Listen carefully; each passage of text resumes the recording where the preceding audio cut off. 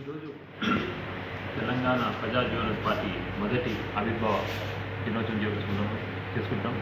ముఖ్యంగా నిరుద్యోగ నిర్మూలన, రైతులకు ప్రత్యేక హోదా, సంపూర్ణ మద్య నిషేధం, ఆరోగ్యకర తెలంగాణ తీర్చిదిద్దడమే లక్ష్యంగా మేము పార్టీ పెట్టడం జరిగింది. ఇది ఈరోజు మొదటి ఆవిర్భావ సభ జరిగే సందర్భంగా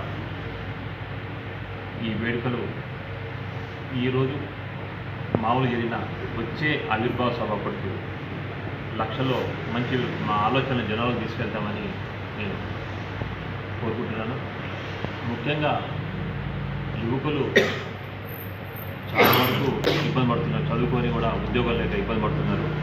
రాజకీయాలంటే మభ్యపెట్టడం, రాజకీయాలు తీసుకుంటూ జనాల నమ్మకం కోల్పోతున్నారు. ఈ రాజకీయ వ్యవస్థను కూడా నమ్మకాన్ని కోల్పోయే విధంగా మా హామీలు ఇచ్చడం వల్ల యువకులు కూడా చాలామంది ఇబ్బంది పడుతున్నారు. నిరుద్యోగ నిర్మూలన జరగాలన్నా, రైతుకు ప్రత్యేక హోదా కల్పించాలన్నా ప్రజా జీవన పార్టీకి మీరు మద్దతు తెలపాలని మనస్ఫూర్తిగా కోరుకుంటున్నాను. రాబోయే రోజుల్లో ఒక శక్తివంతమైన పార్టీగా ఇది ముందుకు ఉంటుందని, అన్ని పార్టీలకి అతీతంగా ఈ పార్టీ దూసుకెళ్తుందని ఆశాభావం వ్యక్తం చేస్తున్నాను. మంచి ఎజెండా. మీరు ఒక మధ్యతరగతి కుటుంబం ఏ రకంగా అయితే ఇబ్బంది పడుతుందో నాకు తెలుసు.